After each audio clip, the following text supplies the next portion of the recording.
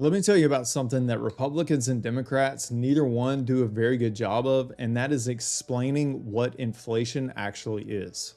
They've done the public a huge disservice, and I think that's intentional. I've said this in the past, the ones that choose to keep you in the dark are the ones that tend to profit the most. But let me break down for you in the simplest way I know how what inflation is.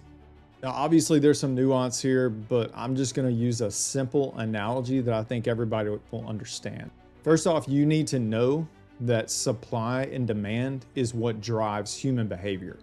We don't need manipulation of our markets or manipulation of the economy, because that is exactly what inflation boils down to.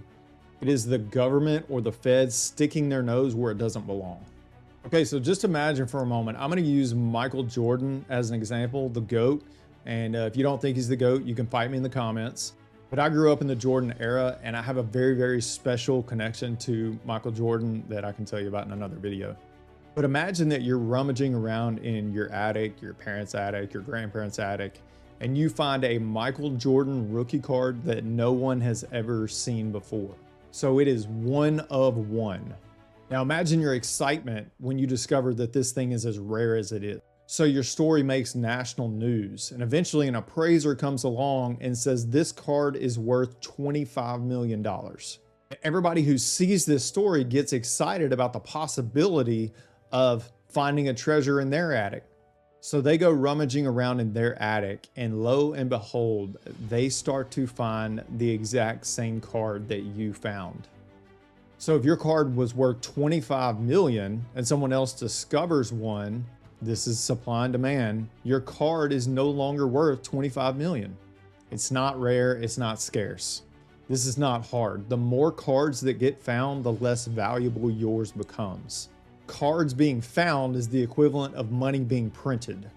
When money is printed and injected into our economy, it makes our dollars worth less.